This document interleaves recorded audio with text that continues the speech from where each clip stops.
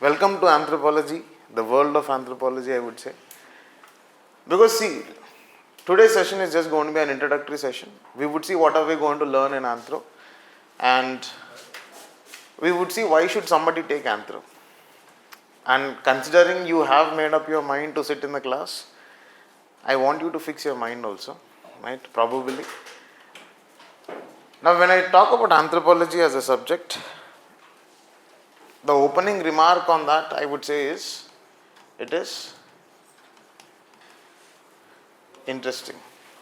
Why is it interesting? Because I would understand different systems, what are going on around me. That means, now when I talk about marriage, which is considered to be one of the very, very important phases of life, I'll actually understand better dimensions of marriage. Right? When I'm talking about family, which everybody has one, definitely, right? We would look at what are the different perspectives of family. Now when I'm talking about why at all my face is like this, why at all my structure is like this, why at all I am standing as an erect posture, why not in a bent posture. Now this is fundamentally understood from the science of anthropology. Now here what is going to happen is, in this subject we would actually have lot of real-time systems to be put into the perspective. That means whatever is going on around me, I will start making better understandings when I have anthropology and when I study anthropology. Now for suppose you would have studied about, or you would see tribal cultures and you would see tribal systems going on. Now in anthropology actually we start making sense that why do tribal population exist in this particular condition. If at all when I get into administration, what am I going to do something better to improve a condition or to better a condition, and for me to do something about a particular thing I need to understand what is going on in that system, and that is fundamentally seen through anthropology. And when I look at villages, we know that Indian systems are mostly rural centric, and we see around 68% of Indian population is existing in villages. Now here we will slowly start understanding different perspectives of village. That means what I learn is I see, and what I see I comprehend. And that is the beauty of this particular subject, and that is the reason why I open my remark by saying that it is an interesting subject. Now some people will say, sir, we have a lot of biology which is existing in anthropology, but which actually makes it tough for me to understand. Now you have to understand that the biology that is present in anthropology as a subject is not core biology. It is not that I am going to teach you medicine, right? It is not that you are going to treat yourself if you get hurt by learning anthropology. Impossible, right? I don't know how many of you have heard about this, that some recent past we would have seen the chimpanzee treating itself. Somewhere in May there was a news article that when chimpanzee got hurt in the fight, it started doing first aid to itself. Anthropology will actually make you understand why was chimpanzee able to treat itself. That is the fundamental beauty of this subject, because chimpanzee is one of those primates which is very, very close to the human evolution. And with that pretext we would look at primate cultures, right? What is the culture of ape? They also have something like culture. Now you try something if you want. Now if you are going to any of these zoos, you try to play around with the kids of these chimpanzees. Now chimp will come and tear you apart. Why? Fundamentally because now it's a very same thing that when somebody is trying to play with a kid, the mama will be watchful. In the similar manner, you see the primate population also being watchful about their kids. That is where an activity of grooming comes into the picture. So that means we see that we understand that dimension, and that is where we consider as part of primatology, which is one dimension of anthro. And when you look at biological dimension, we don't actually study core biology, we study about genetics. Now what do you mean by genetics? Again, genetics does not mean I'll teach you some core genetics or I'll teach you some core biology there. What am I going to teach there? I am going to teach you that how am I getting a particular disease because of a particular type of marriage. Now for example, now in South India, especially in Telugu speaking states, we have one common marriage called parallel cousin marriage, Bava Mardallu. very, very precise, right? Sometimes, especially in the northern Sarkar belt of Andhra Pradesh and some tribal belt of Telangana region, we see uncle niece marriage, mama kodallu. Yes. Now, in physical anthropology, what do we study is because of such marriages, what kinds of effects are we going to have? Now, we see that from the father's side, we generally don't marry, from the mother's side, we generally marry. Right? When we are going for a parallel cousin marriage and when we are trying to marry from the side of the mother, why are we considering from the side of the mother? Why not from the side of the father? Now that means what am I fundamentally understanding? I am going to have the socio-cultural understanding of the biology that is existing around me. Now if I marry in some dimension like this, what kind of chromosomal abnormalities I am going to get? Right? Because you would see some babies will be deformed by birth. Now some congenital diseases are seen. Now in that context, what is going to happen? What maybe Klinefelter's or Turner syndrome or Down syndrome, you would have seen this babies very, very often that the head will be protruding like this. Yes, bulbous head we say. Now that is a fundamental but that is a symptom of Down syndrome. Now there, how am I arriving at that particular disease? What is the prognosis? What is the diagnosis? Very, very basic dimension. And we will also see that how to avoid such dimensions in the context. That is where we talk about genetic counseling. That means now all of us will definitely have to do one thing before we get married. What is that dimension is, we will have to look at some dimensions of genetic counseling. In the sense that if I marry a particular person who is belonging to my ancestral bloodline, am I going to have a safe offspring or not? Now when I am able to say that depending upon their genetic analysis, depending upon my genetic analysis, if I can say that yes, you are going to have a safe offspring, you can go further with that marriage. Otherwise, what is going to happen, my dear? Now most of the times you see those 6 fingers wala business, and that is polydactyly. When I say polydactyly, that means what? Multiple fingers. Now this multiple fingers is again purely a congenital disease which is happening because of one type of marriage. Now it might not be marriage, it might be because of some nutritious aspect. Now you see in India, some of the tribes do not eat salt. Now when you don't eat salt, why they don't eat salt? They don't eat salt because in their culture, eating salt might be sin. Eating salt is not considered. In one tribe in Africa, the whole of their activity goes on around Coca-Cola. Do you know that? Do you know that? Right? Instead of drinking water, they drink Coca-Cola. This is one practice that is seen. Because for them, Coca-Cola is very cheap. And that tribe completely has its subsistence on Coca-Cola.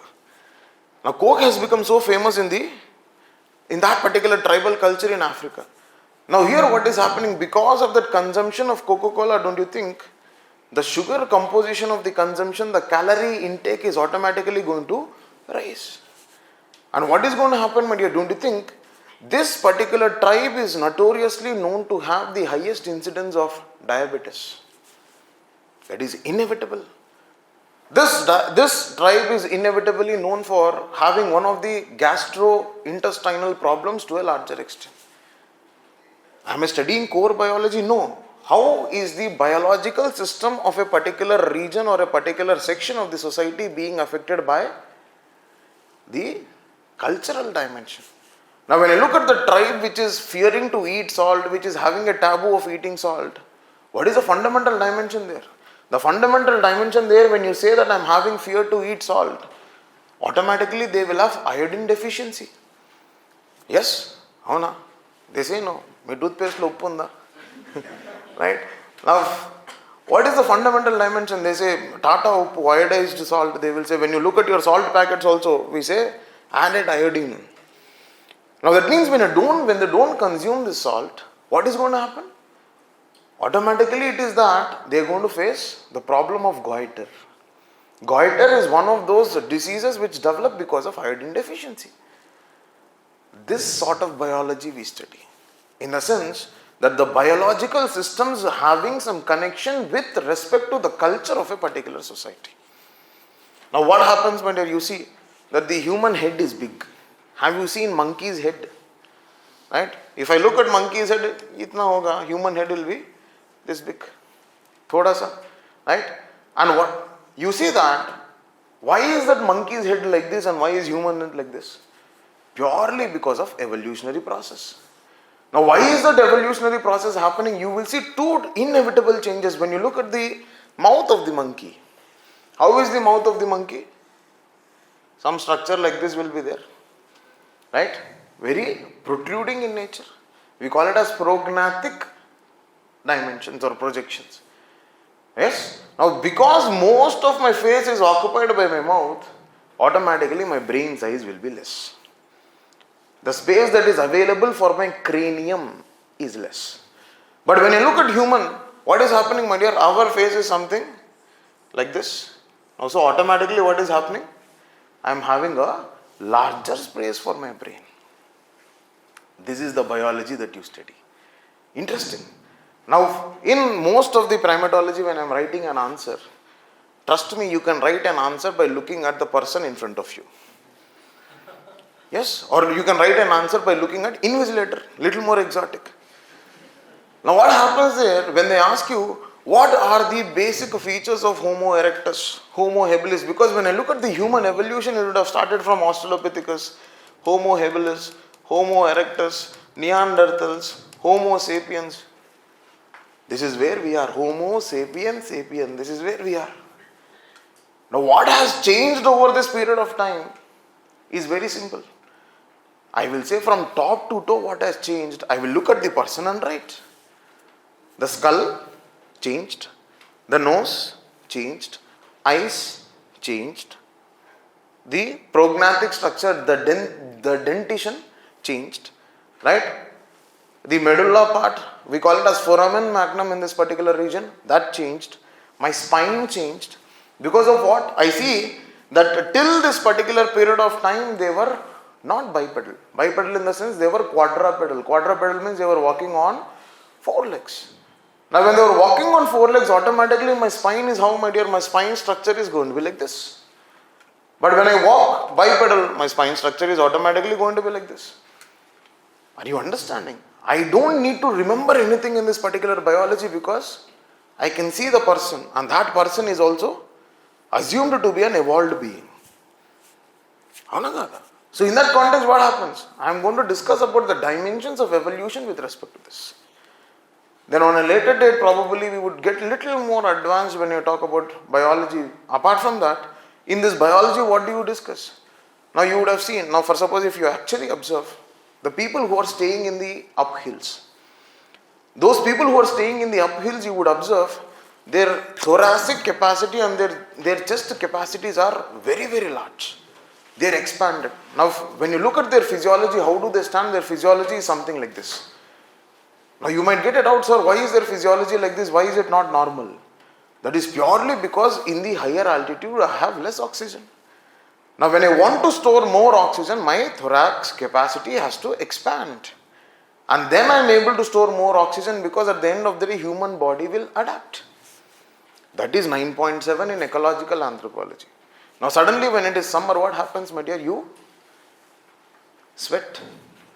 Suddenly when it is winter, you shiver and you have your goose pimples. Goosebumps, my dear. You see that? That is what is called as piloerection. Now why that fundamentally happens in the context of piloerection? Because you are feeling cold. This is the biology that we study. Why do we have this piloerection? What is the shivering mechanism? What is actually happening in hot climates? What is actually happening when I am at high altitudes? What is actually happening when I am in hot desert? All of these are the things which I am going to study in biology. Now you would also see one more dimension. Now how many of you know N.D. Tiwari case? N.D. Tiwari? You don't know N.D. Tiwari's case? N.D. Tiwari was an ex-governor, right? And he was subjected to paternity diagnosis. Paternity diagnosis means to test whether that person was father or not at the age of 80 years. 80. Manchi. At the age of 80, he was put to paternity diagnosis. Now in this paternity diagnosis, how are you going to test the paternity diagnosis whether that fellow is a father of somebody or not? We use forensics. We use forensics. Now in that forensics also we will use what is the blood type, what is the blood connection, what is the sort of blood linkages that are existing. That is where we study in biology. So I think now you would have got the flavor of the physical anthropology that we study. It is not actually physical. It is that physical dimension which has a relation with the cultural part of it. Right? Now for suppose you would have seen that Sachin Tendulkar generally performs well. David Warner, right? Bauma, who is a player in South Africa. All those short players, your Prithvi Shah, right? Jaiswal, Yashasvi Jaiswal. All of these people are very good batsmen. Why? There is an anthropological reason there. Why? They are very good batsmen because when you look at their center of mass, their center of mass is exactly at the center. Generally for most of us, our center of mass will be shifted up. For these people who are short, their center of mass is exactly at the center, and when they stand, their stands in the cricket are balanced. And when their stands in the cricket are balanced, your kin anthropometry, that means kin anthropometry fundamentally talks about how am I going to use my anthropology in sports. In kin anthropometry, I see that Sachin Tendulkar becomes a very good batsman because of its physiology. Did you all hear about Michael Phelps? Swimmer. Right? Michael Phelps. Now, in every Olympics he comes, he wins at least 4 gold. అదేంటో అది right మొత్తం medals అంతా ఆయన కోసమే పెట్టినట్టు ఉంటుంది. And when you look at the fundamental reason, according to kin anthropometry, the physiology of Michael Phelps is very, very suitable for swimming. Why? Because for swimming, you will have to choose a person who is having long limbs. Now that means what is happening, my dear? The reason why I say it is interesting because I will be able to start making sense of everything that is going on around me. So I tell you one more beautiful thing. Now, you came at 7 o'clock in the morning, right? And sometimes when you don't have class, you want to get up at 7 and you want to study. But by mistake, your alarm didn't ring or it rang and you put it on snooze. You got up at 9 o'clock. What is your feeling inside? Regret. You feel, I was supposed to get up at 7 o'clock. I got up at 9 o'clock. Now my whole day is wasted. My plan is spoiled. This is only for those people who are serious about preparation. But for those who are not serious, even inko ganta padukoni 10 ki ledam, problem లేదు. Right? Now in that context, that element of regret is not your mistake. Should I tell you why? That is fundamentally derived from the evolutionary memory. Now when we look at our evolutionary memory, when we look at our ancestors during Paleolithic periods or over a later periods, we see that most of them were hunting and gathering society. Hunting and gathering society means that day's food, that day's nutrition was being hunted on a daily basis.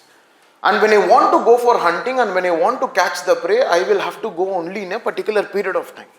I cannot go beyond that. If I am telling that every day I will have to go for hunting between 9 to 12, because that is the time maybe the animal is inactive, or that is the time maybe the animal is sleeping, or that is the time when the animals are seen outside, probable, some reason. Now just imagine, if this individual gets up late. Now when this individual gets up late, will he be able to go for hunting? He will not be able to go for hunting. Even though he goes for hunting, will he be able to catch a prey? No. If he is unable to catch a prey, he is going to sleep with empty stomach. Now that is where your regret of getting up late is derived from. That has been derived from this foraging societies where they regret after getting up late because they will have to sleep with an empty stomach. So adi mee tappu kaadu. So next time when you get up late, what you should say? No, it is not my mistake. My ancestors' mistake. Evolutionary hai ye to. Right? We learned in anthropology. That is the beauty of this subject, my dear. What is going on in everyday life, I understand. Now you see, in paper 2, in some of the states you would have seen like Kapus in AP or Marathas in Maharashtra or Jats in Haryana, or Pattidars in Gujarat, all of these people, what were they doing? They were demanding for reservation. They are demanding for OBC reservation.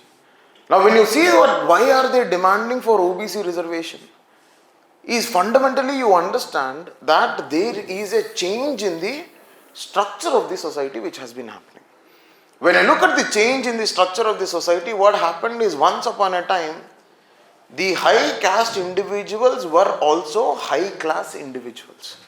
You see that? Now once upon a time when you look at in village systems also, there is still the dominant caste wala business. Right? That fellow, the panchayat head will be the person belonging to that high caste, person belonging to the dominant caste. Now here what is happening is high caste or dominant caste was equal to class. Why? Because they had land. But over a period of time, what slowly started happening, my dear? Over a period of time, government came up with giving reservations to the lower sections of the society. They started giving reservations to OBC, they started giving reservations to SC, they started giving reservations to ST. Now what slowly started happening is, through this reservation status, these people were able to acquire what? Power. They were able to get into administrative positions. They were able to get into the reserved constituencies. Now when they were able to get into these administrative positions, when they were getting into this reserved constituencies, automatically what started happening? That the lower sections of the society, I see Indian society is stratified. I have lower caste, higher caste, upper caste. These differences are there. Now when this caste started gaining power and when they started moving, these people in the name of the land, they did not study. They did not focus on education. When they did not focus on education, will they be able to get employment? No. But now what slowly started happening, when these sections of the society started moving up, these high caste individuals who were existing, so-called Jats once upon a time, so-called Kapus once upon a time, now they started losing power. And they started feeling an element of insecurity. When they started feeling an element of insecurity, when they started feeling this element of, when they feel that powerlessness being existing in this condition, what they started saying, that please give us reservation. Please give us reservation at least to withstand our economic security. At least to withstand our power and access to power to a larger extent. Now that is the reason why they are demanding for reservation. Now when I look at caste, I see a beautiful dimension in the context of Indian society, that which I see that I study different origins of caste in anthropology. And not only these different origins of caste and anthropology, I will also study caste conflicts. Very common. In villages, people break each other's head. Yes, that's a very, very common thing. Yes, now upper caste might fight with lower caste, or two upper castes might fight, or two lower castes might fight. Caste conflict is one very, very important phenomenon that is observed. And more than anything, politics and caste. Yes, you see that. Politicization of caste and casteization of politics. Rajni Kothari says this.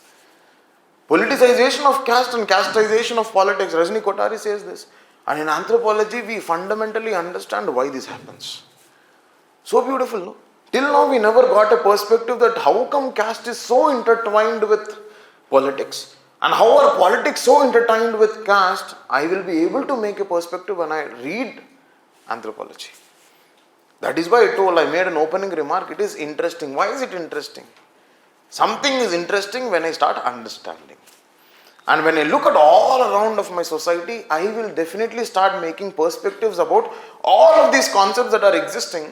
And when I understand all of this, my life is easy. My life is easy. So first thing that I will say, the subject is interesting. The second thing that I would definitely talk about is, it is a limited subject which requires limited time, automatically which requires limited efforts. Kada? Why? is that when I'm going to do the syllabus analysis, probably next 45 minutes after a particular point of time, I would do the syllabus analysis. Now when you look at the syllabus analysis, when you see paper 1, paper 2, when you see physical anthro, when you see socio-cultural anthro, when you see those dimensions, if I say 100% is the syllabus given in UPSC, all that you will have to learn is only 70%. Why only 70%? 30% is repeated. I'll show you when I'm showing the syllabus. 30% is repeated. Now when I say if 100 topics are given and I'm only learning 70 topics, don't you think it is limited? Definitely yes, it is limited. Right? That is the reason why you see so many people getting ranked from anthropology as a syllabus. Don't you think so? Yes, that is the fundamental reason. Why? Because it has a limited dimension. All that you will have to know is you will have to understand which topics in which paper and which area are they repeated. I'll show that when I'm doing the syllabus analysis. That it's only that they will put it in a different format. But it is meaning one and the same only. It is meaning the same, but it is only paraphrased in a different dimension. So that means 70% alone I am going to read. 70%. Reading this 70% will cover my 100% syllabus.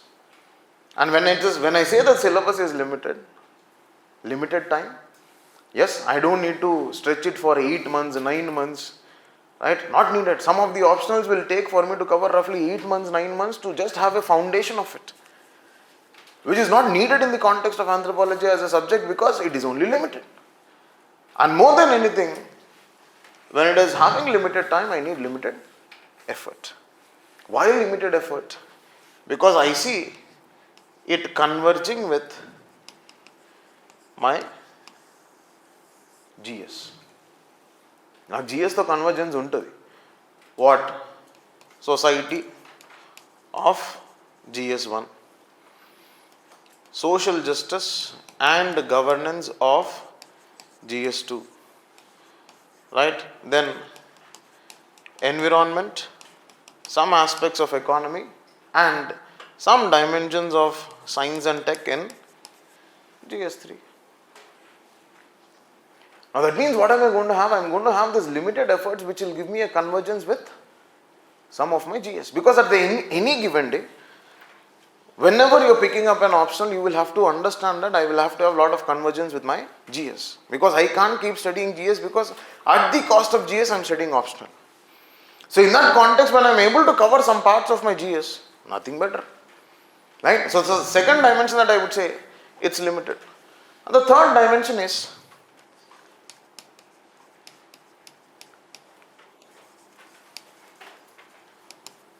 now in many optionals, if you want to write an answer which is dynamic, I will have to use current affairs.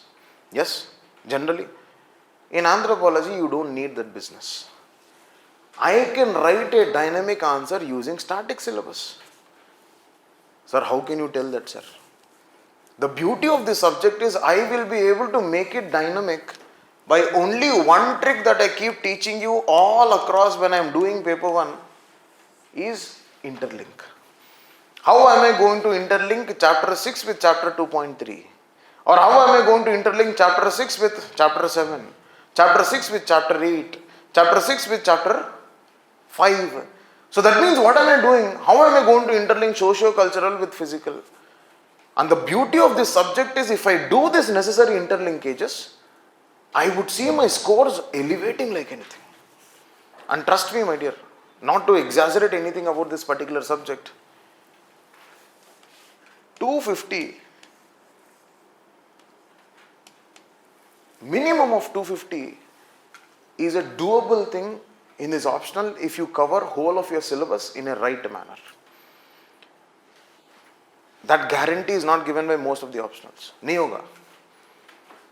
Anthropology will give you minimum guarantee of 250 provided you cover the syllabus. You cover the syllabus with the necessary anthropological flavor of writing. Flavor of writing means what? That I can write anthropology even with my general studies knowledge. Right? Can't you write about caste conflicts? Can't you write about politics and caste? Can't you write about villages in India? Can't you write about problems of tribes in India? You can. But the dimension that you will have to understand here If I bring in the anthropological perspective to all of this, automatically what is going to happen? I can minimum guarantee 220, 230, 240 is a doable, very much doable thing in anthropology. And how am I going to transcend from 250 to 270 is if I do a good business of interlinkage. And from 270 to 300, that is where I would see a lot of value addition has to be brought in, which we will do as part of the class, right? Because 2-3 things that I would definitely do when I'm doing things, because now already there is a strategic revision program which has been going on for people who are writing mains. And when you look at the structural course, that I had finished whole of the revision of anthropology, especially socio-cultural, in 7 classes. In the sense that you can only do that if you have good interlinkages. You can only do that if you have good value addition. What will I do with a topic in the context of when I am covering a topic? What will I do generally in the class? The first thing that I will give you when I am covering a topic in anthropology is what is the basic concept. Now, for suppose if I am talking about, say, religion, right? We have chapter 5 in paper 1 is religion. Now, when I am talking about religion, we will look at the basic dimensions of religion, how has religion originated. We see that most of us, before we used to believe in monotheism or polytheism, we used to see people were believing in nature worship. People were believing in animal worship. People were believing in spirit worships or ancestral worships. Now that means, what is happening is we see a whole lot of history that is existing for a particular institution to emerge. Now when we talk about family, we would see before family, we were seeing majorly promiscuous societies were existing. Today family means what? Mother, father, brother, sister, and you don't see that any of them engaging in a sexual activity which is not normed or which is not granted by the society. Brother, sister will not engage in a sexual activity. Mother and son will not engage in a sexual activity. Father and daughter will not engage in a sexual activity. Why? But prior to the emergence of the current structures of the family, we had promiscuous societies. Promiscuous societies means mother could engage with sexual activity with son, sister could engage in sexual activity with brother. That kind of relations were existing. From there we slowly started seeing the element of evolution happening in the context of family, in the context of marriage, in the context of kinship. Similarly, what do we understand is for any society that we study, for any institution that we study, we have a basic concept of understanding. And that is the basic concept that I will teach you, right? Then, the second thing that we would see is I would teach the different components of that particular concept. And these components will be directly from the syllabus. Now, itna to maan ke chalo, no beating around the bush. Right? I am not going to beat around the bush and I don't want it to be beaten around the bush. Why? Because anthropology as a subject gives me an objective approach.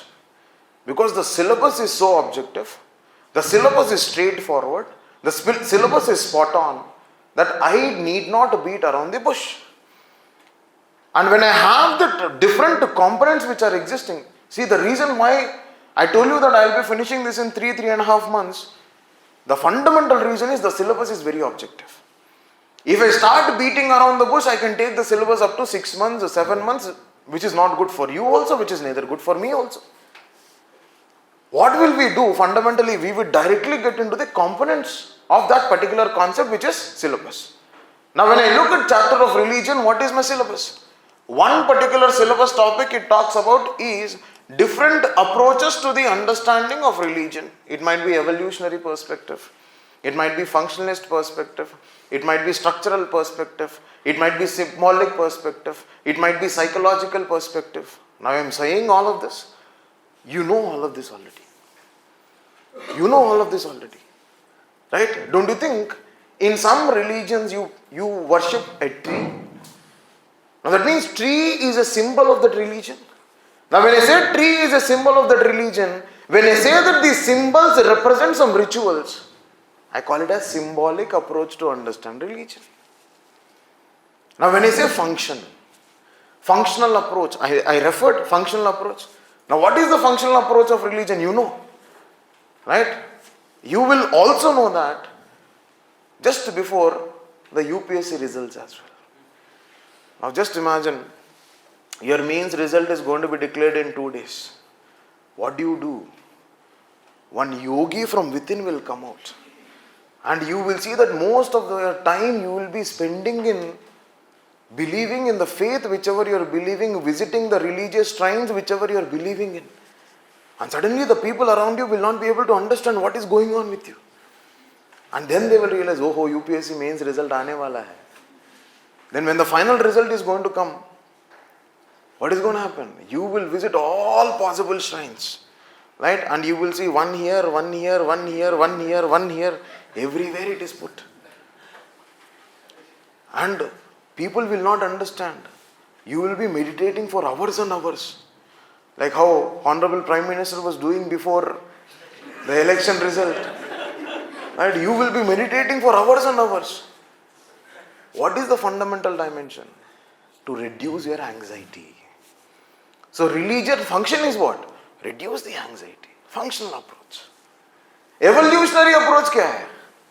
It emerged from supernatural, yes, to worship of nature, then to worship of multiple gods, then to worship of single God. Evolutionary approach. Psychological approach kya hai? Fundamentally what do you do? I will tell you one simple activity, right? Now, the day when you believe that you have done something wrong, what do? Oh Devuda nannu kshaminchu. Yes or no? Yes, or you go to your place of religion, you do some elements of correction, right? These politicians and all, they are very, very much engaged in doing these yagnas and yagas. Why? Because the volume of papalu that these people do are being rectified through this process. That means what? Religion is an element to get away with the guilt of doing something wrong. Psychological approach. Dekho. You know all of this. It's only that I will give you some little flavor of anthropology. Are you learning something new? नहीं यार, नहीं होगा. Marriage के बारे में, family के बारे में, no. Kinship, relatives, filiation and complementary filiation. Most of the times you will see that you have conflict from the side of the father side, but you are very good relations from the side of mother. Observe kar lo. It's a different issue that you will not have any relations from both sides. That is a different case.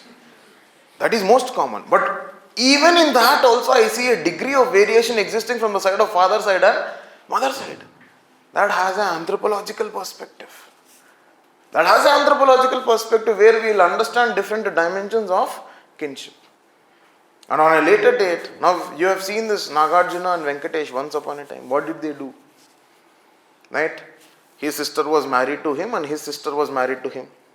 Yes, that is an element of sister exchange. And when you see this element of sister exchange happening in the context of society, we see that Levi-Strauss is one person who comes and says that women exchange is the most precious form of exchange. And why is this exchange most precious form of exchange? He says that with the exchange of the women, we see that the societal stability, societal solidarity is going to exist.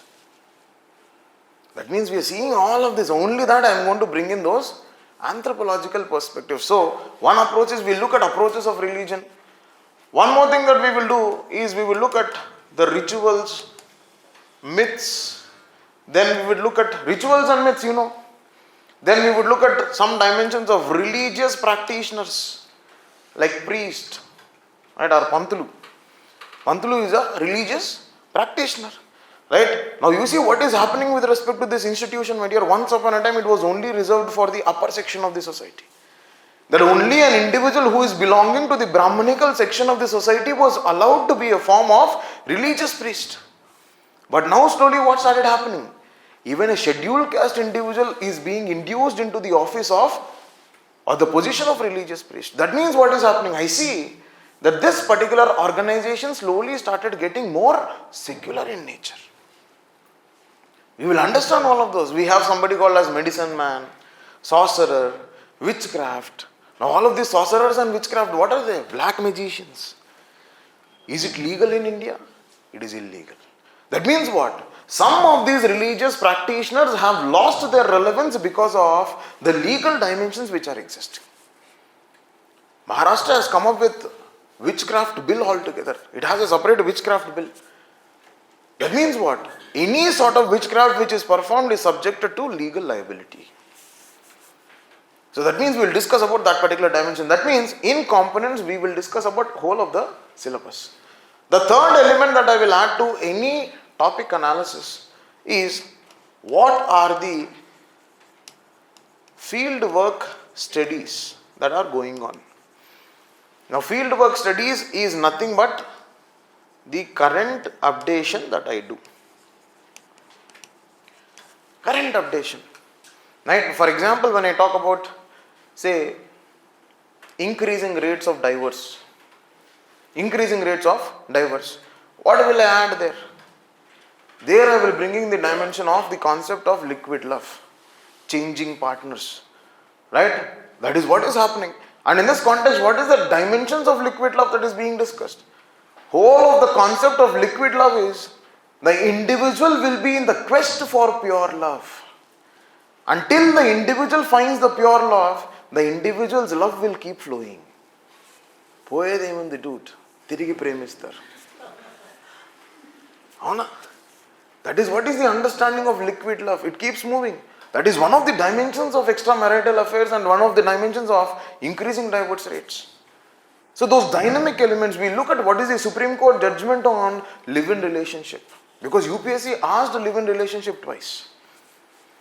So we would look at the fieldwork studies which are going on in the context of the components. And the fourth element that I will bring to any topic is how can I make it dynamic? How can I make it dynamic? What am I going to teach you when I am going to make it dynamic is how can I interlink with other topics. This is what I am going to do for every topic.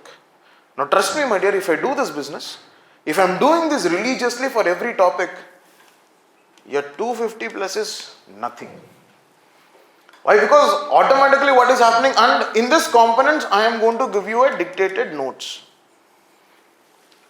A straightforward notes, no beating around the bush, no narrative, and those notes which is going to be given will be in an answer format which you can directly write in the exam. I don't want to build a narrative there. There is no point. There is no point in dictating narrative at all. I am explaining all the concepts. You write running notes for the concepts, but when it comes to the components of the syllabus, it is a straightforward notes which can be directly written as an answer in the exam at any cost. And along with this, you will get a handout of the topic wise PYQs that are addressed. Some dynamic aspects of PYQs I will keep referring. Now before I start any topic, my habit will be that I will show you all the PYQs of that topic first. Why are we here? Are we here for becoming anthropologists? No. Always remember this, that we are not here to become anthropologists. We are not here for anthropologists, but we are here to get gist of anthropology. Punchline. Remember this. We are not here to become anthropologists. मेरे को नहीं बनना है.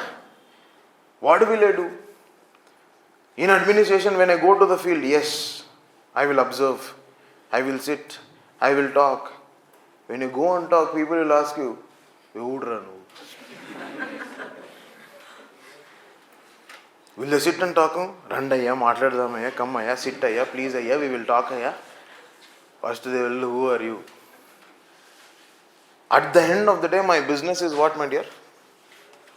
I keep emphasizing my business is marks, not knowledge. నాకు మార్కులు కావాలి. ఎందుకు? This is exam. This is competition. This is relative merit. I need marks. Nothing else. Sir, how much knowledge do you want?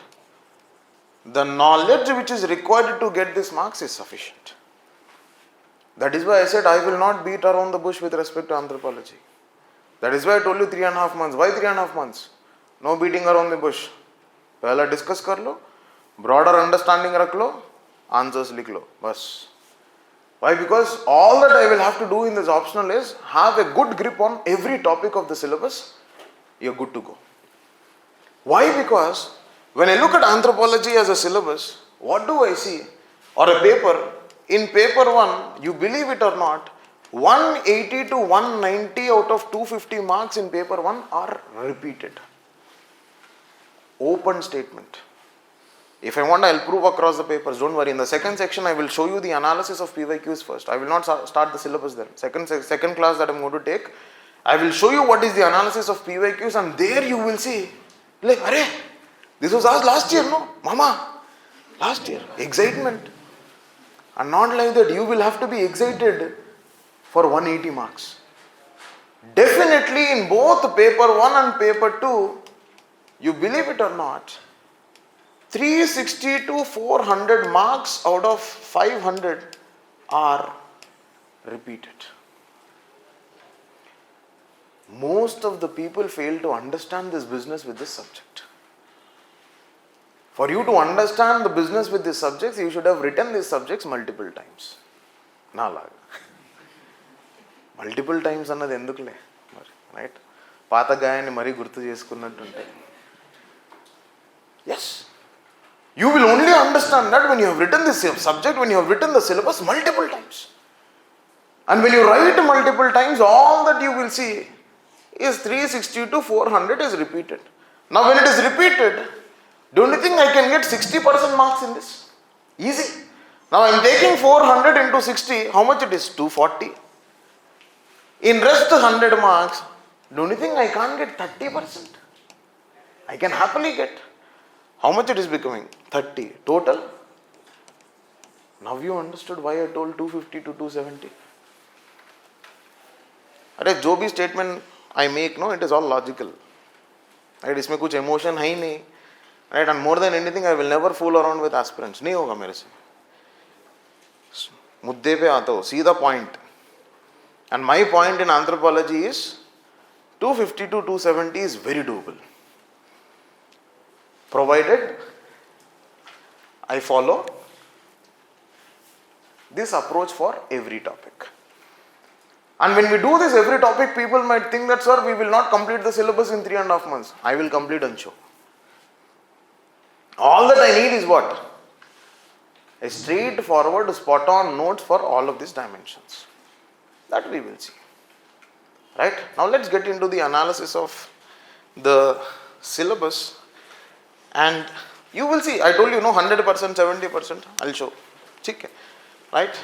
So, welcome to the world of anthropology by Goutham sir. Okay. Now, the first chapter that we see, whole of your first section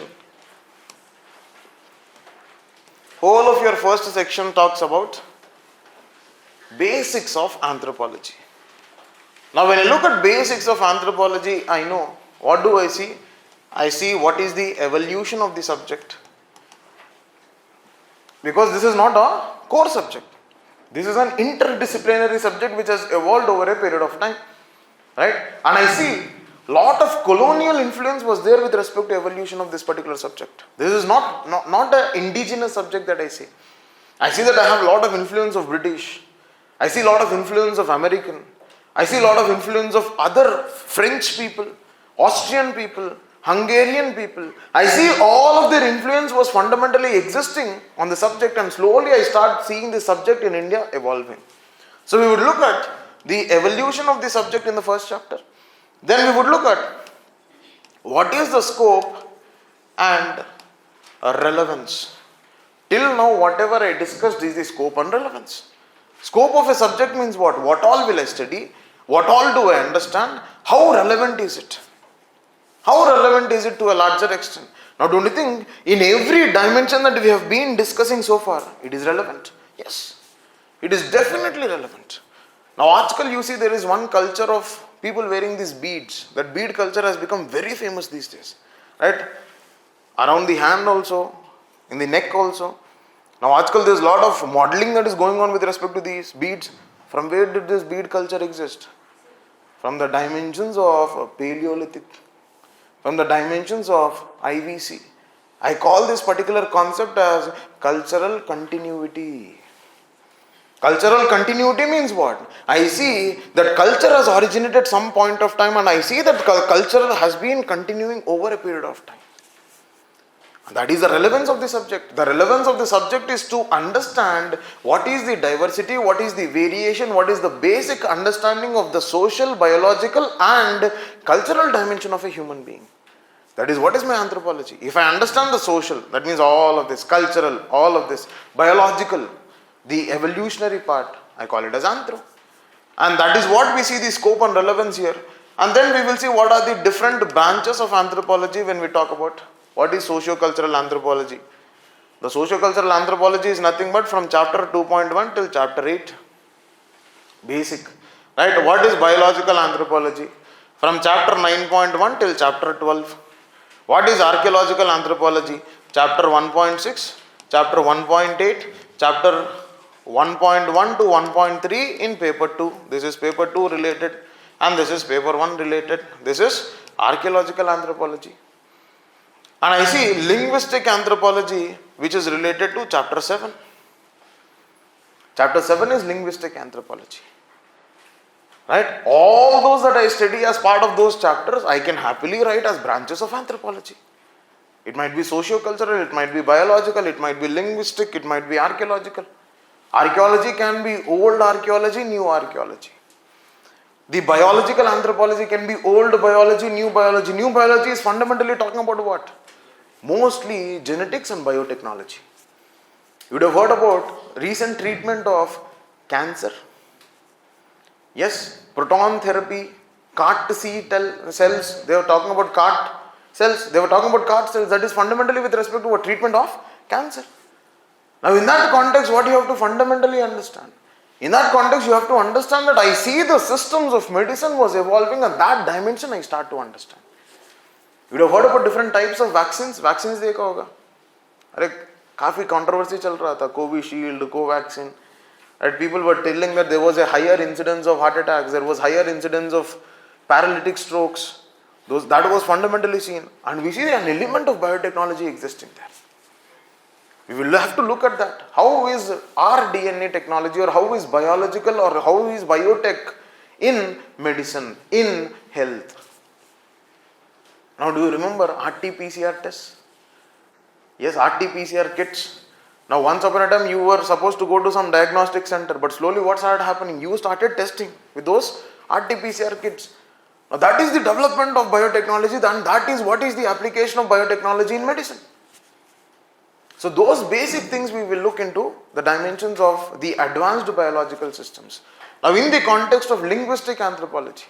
In linguistic anthropology you will study about ethno-linguistics, structural linguistics, historical linguistics, deterministic linguistics, socio-linguistics.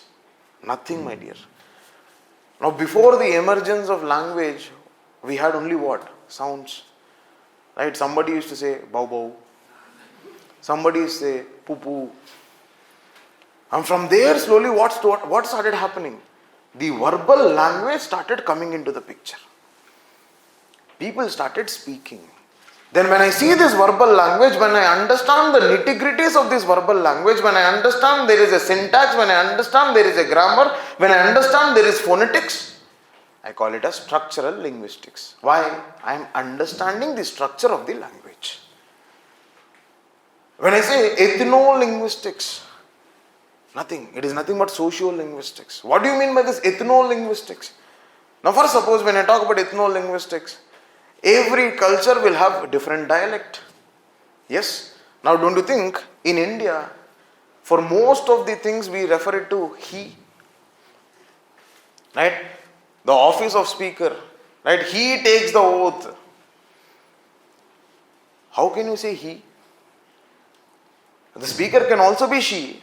But how can you say he? Ethno-linguistics. That means your culture of patriarchy is impacting your language. Now don't you think in software industry, आजकल one buzzword is going on, that layoff. Layoff. And there is an alternative word being used for layoff, strategic restructuring. Strategic restructuring అనేది ఏంటి? తీసి పడేయడం. కానీ how are they putting the perspective? Strategic restructuring. Posh ఉందా? And it shows that yes, company is fundamentally looking towards efficiency. It is not removing people. That is a perception that is given. Now आजकल आप लोग Zomato देखा होगा. Zomato में क्या आ रहा है? Delivery boy or delivery executive? Delivery executive. This is fundamentally managing the perception and dignity of the individual who is delivering the food.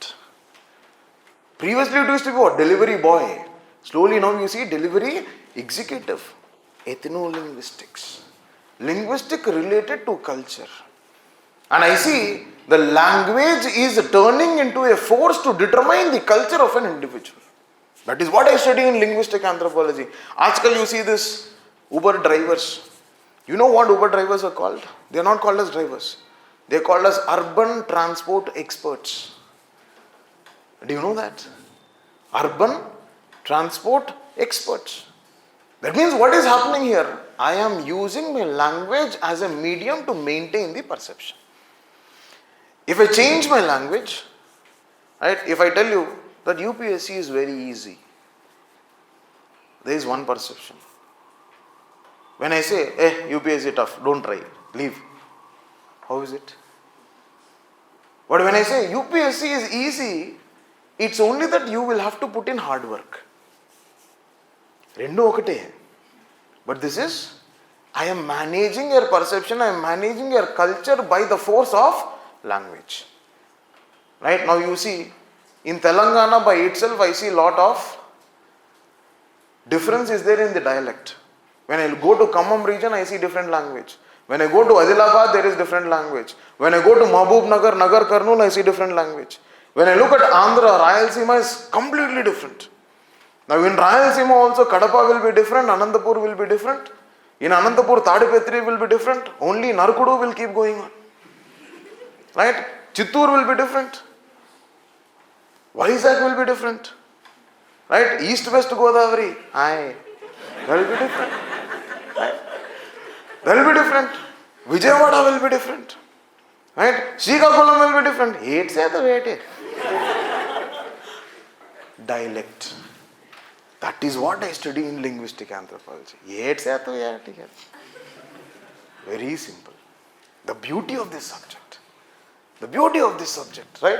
Then, from there we will slowly move to some basic aspects. This 1.4 is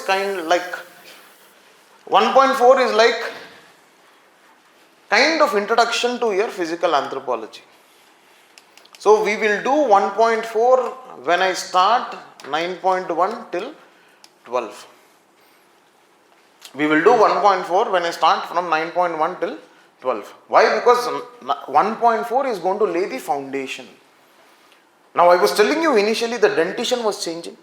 When the dentition was changing, the fundamental reason why dentition as a physiology, as a biological dimension was changing, because the nature of the food I was eating changed. And why did the nature of the food change? I see the invention of or discovery of fire started happening. When I see the discovery of the fire, I see that the food was being cooked. When the food was being cooked, I see that I don't need a robust dentition. I see that there is a tender dentition could also do my business. And when you look at the animal teeth, what will happen, my dear? There will be something like this. Yes? The gap that is existing between the teeth is what is called as diastema. అవునా? ఇప్పుడు ఏదైనా కుక్కమని చేయి పట్టుకుందంటే ఎక్కడుంటుంది? అది పెట్టి తీసిందంటే ఎట్లుంటుంది? That is where, this is in this region only that hand is stuck. No, you can't tell, hey, diastema. Only first injection వేయించుకోవాలి. జరగదు అది. Are you understanding this? From that dentition we see, now do we have that? No. Right? When we used to have that, we used to say, Turri Pallu. What is that Turri Pallu? That is an evolutionary significance.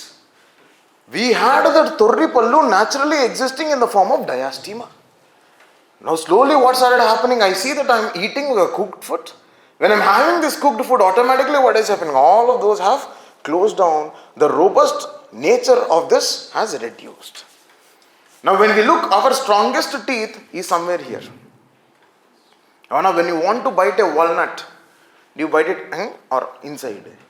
Inside. Why? These are strong. But when you look at animals, their strongest teeth is in the front because they will have to have prey. Oh no. Yes, now when you are eating chicken leg piece, like this, why? Teeth. Evolutionary significance.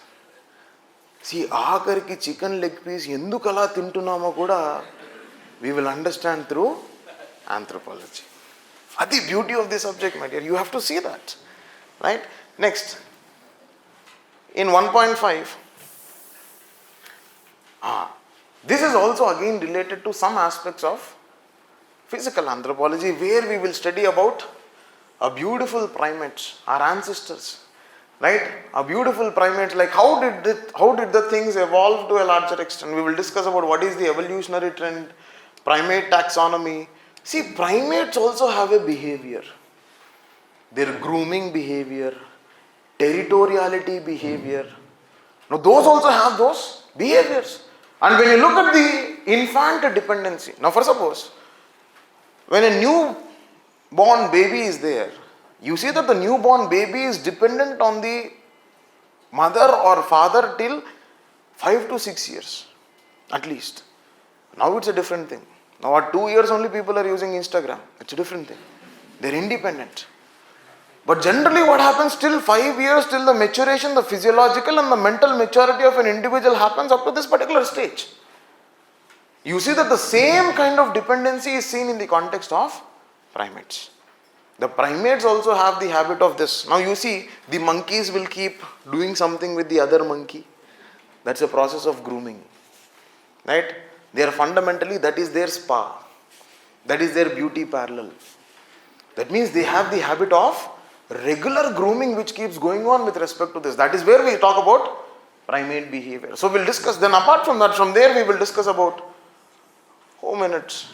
Means how from Australopithecus to Homo habilis to Homo erectus to Neanderthaloids to Neanderthals to Homo sapiens to Homo sapiens sapien. What has changed?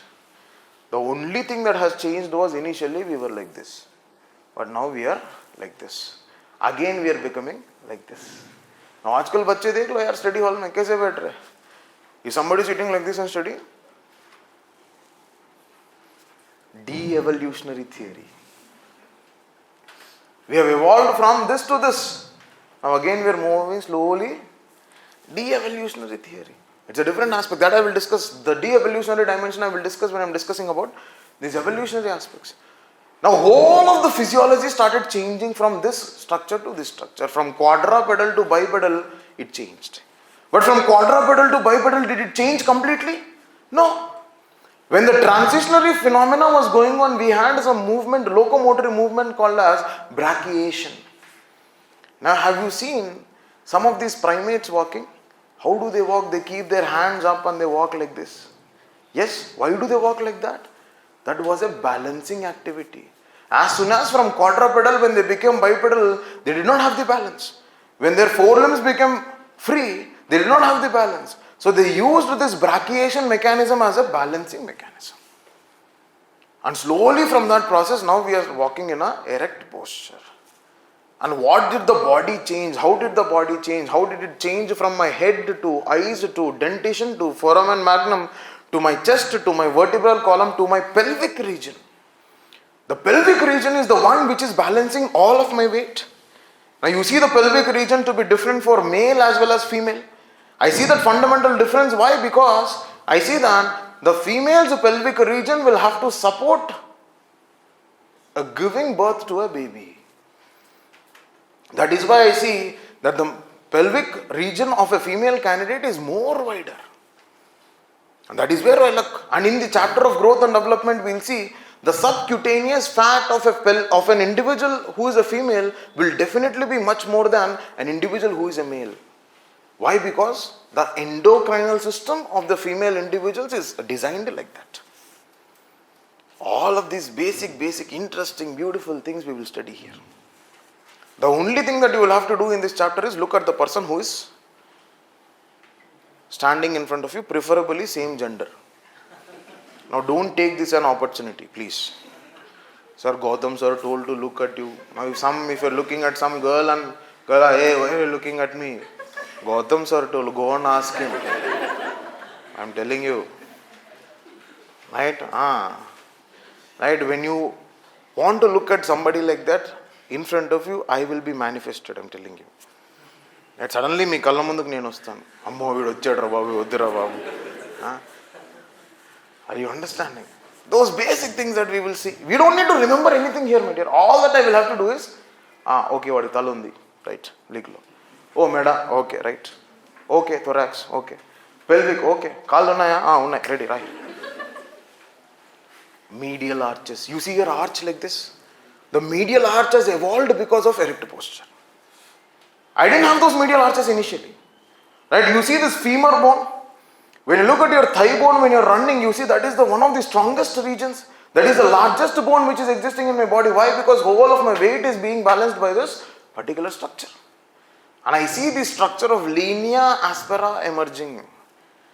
And linea aspera is the categorical feature which shows that whether an individual is in erect posture or not.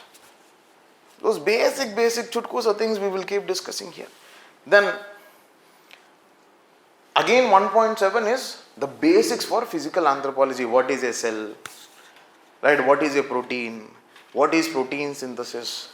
Those basic things again we will discuss as part of 1.7. What is cell division? What is a gene? What is mutation? What is mitosis? What is meiosis? Not too much of biology. Just the basics, which gives me a basic for me to understand some part of genetics. Some part of genetics. Cell to aap log suna hoga, right? Yes or no? Yes. What all cell will have, my dear? Nucleus, plasma, mitochondria, Golgi bodies, ribosome, all of this, right? So those basic things we'll discuss. Then I see 1.8 fundamentally gives me a basic for archaeological anthropology. It talks about prehistoric archaeology and it talks about dating methods. Means when I want to see a fossil, when I want to see some archaeological excavation, when I want to observe a particular phenomena, what all techniques I will use? I will use carbon dating. I will use maybe potash, or I will use dendrochronology.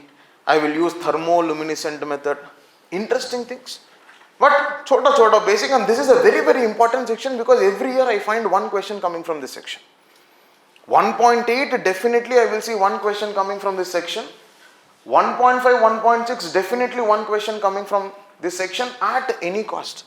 Now the beauty of these subjects is I have few hotspots which I can definitely expect that I will get a question. You can go back and refer. You don't need to refer. On the second class, which we are going to have it on Sunday. Second class is on Sunday. We are going to have classes Sunday, Monday, Tuesday, Wednesday, mornings, right? And there we would see, on Sunday we would see that there is a reason why we have this. Okay, don't worry. There is an evolutionary significance for this also. Relax, right? So what do we see? That when we look at on Sunday session, I am going to talk about the repetitions of PYQs. I would show you that how this 180 marks out of 250 is constantly being repeated in the subject of anthropology from 2013 till 2023. 2024 inka raledu. Vassadi. Right? But the beauty of this paper is you can guess the question paper. I'll slowly teach all of those. Don't worry. We'll see. Okay. So that 1.5, 1.6 definitely there is one question that is going to come. This 1.8 is going to give me a basic on the archaeology. Mesolithic, Paleolithic, Neolithic, Chalcolithic, Iron Age. How has the transitions happened with respect to culture, with respect to society, right? Their tool technologies were varying, their culture was varying, their physical structures were varying. All of those dimensions we will see as part of 1.8. Now if you see, if I have to summarize from 1.1 to 1.3, it laid basics of anthro, From 1.4 to 1.7, it laid basics of physical anthro.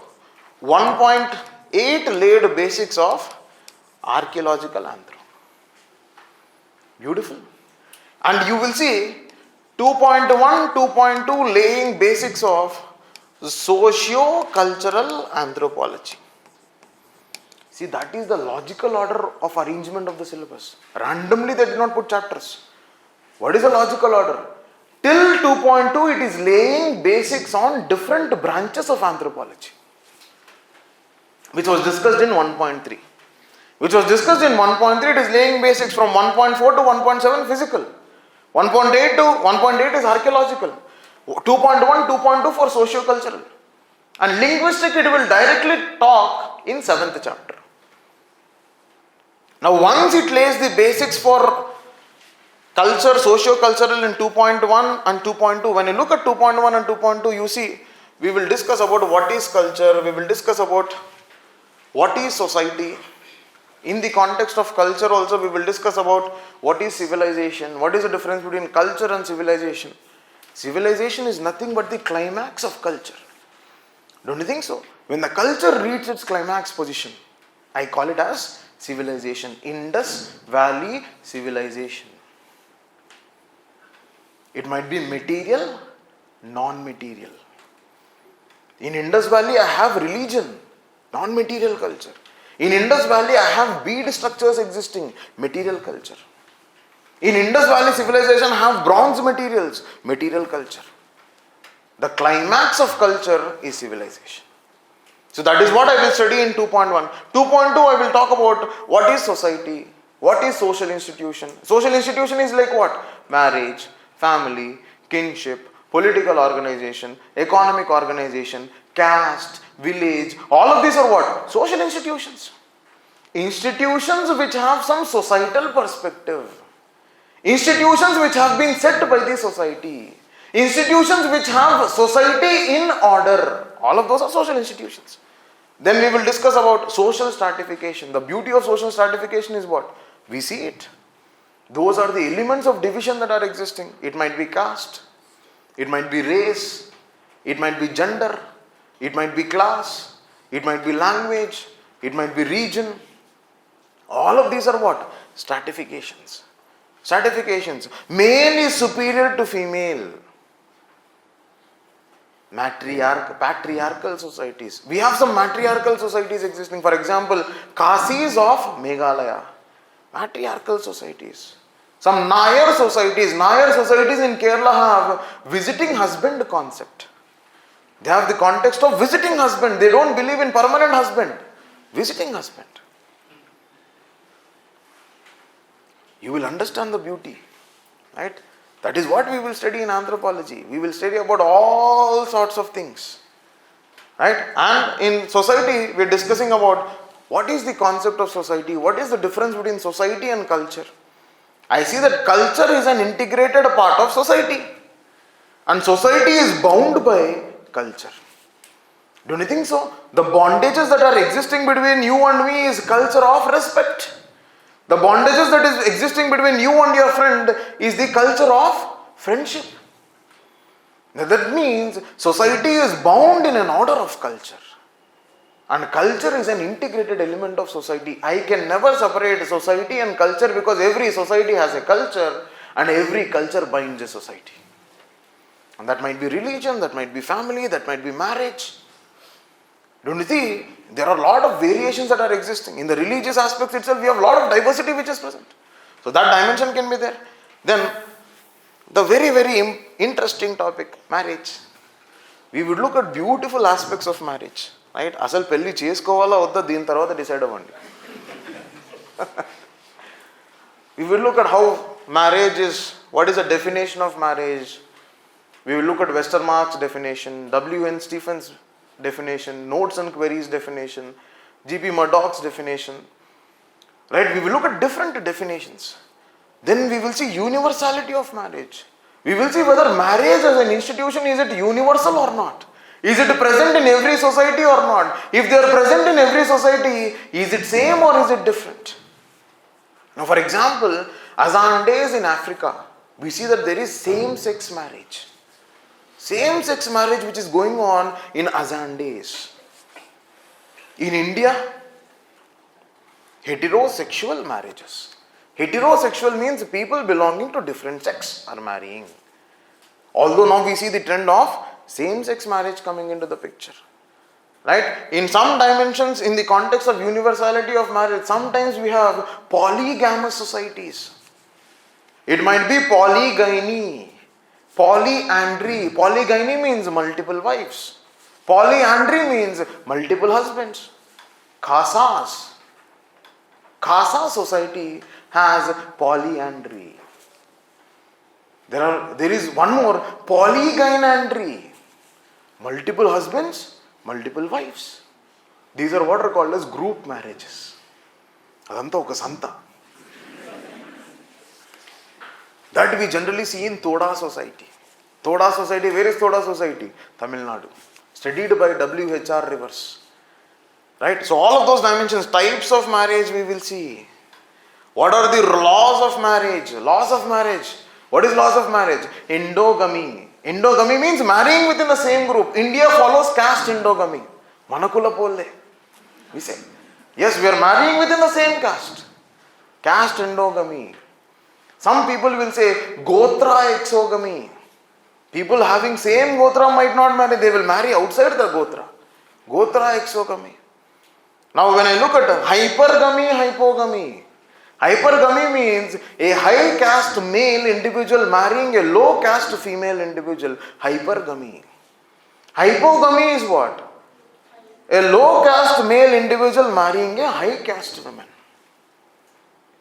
That is hypogamy. We see which societies are following hypogamous societies or hypergamous societies. Those things we will look at. Kachin tribe of Myanmar. Kachin tribe of Myanmar, we will discuss about Kachin tribe of Myanmar when we are studying about Edmund Leach. Edmund Leach is a person who studies about structuralism. Now the beautiful structure, he says whole of the society has a structure and every structure has a theory of oscillating equilibrium. What do you mean by the theory of oscillating equilibrium? Nothing, my dear. Have you seen your serials? Serials. And at least now I am presently following Brahmamudi. Going on beautifully, manchi momentum lo on the serial. Right? Any of you watch Brahmamudi? Please immediately go out of my class. How come, my dear, you can miss? Right? At least Kartika Deepam too. Kya bhai sahab, kya chal raha hai? You don't watch? Arey yaar, these are current affairs. Kya ye baat kar rahe yaar tum log? These are current affairs. Right? Now when you look at any serial, what happens? There is a moment of sadness, some moment of happiness, then again some moment of sadness. You will see that whole of your serial is just an arrangement of these three. This is the theory of oscillating equilibrium which is given by Edmund Leach. It oscillates between two sorrows. In movie also you observe. In movie you observe, the opening scene will be happy. Hero meeting heroine in college without any feelings. Then one of them will have some feeling. Either the heroine will have the feeling or hero will have feeling. And when one of them are having the feeling, what happens? Definitely the path is not easy. Vala prema amara. It is not easy. Now when the path is not easy, what happens? They will have to fight it around. Right? So that means a happy opening. Right? Suddenly the girl will be walking, boy will come, somehow they will dash and the books will fly. And the boy will help in picking up the books and the girl will be looking at him like this. Happy opening. And suddenly they will meet in temple and they will go protect a lamp together. Then they will see each other. Oh, nuve na. Oh, nuve. Happy. Right? Then they will be separated. No చూసావు నేను చూడలేదు నువ్వు చూసావు నేను చూడలేదు. The element of sadness, the element of struggle, the element of fight, Right? The fight that is existing, maybe the girl side or the boy side. Then finally what happened? After all of this fight, they will again meet. That means it is a theory of oscillating equilibrium. Any society has this structure. Right? You see my life. Theory of oscillating equilibrium. Right? Prelims, cleared. Mains, cleared. Interview, not cleared. Then again, prelims. Happy, not happy. Theory of oscillating equilibrium. Every batukaina ante. Don't worry, my dear, don't get serious. Relax. Some people are looking at me like, ayyo paapam. Etla batukutadu ento ee ammayikudu.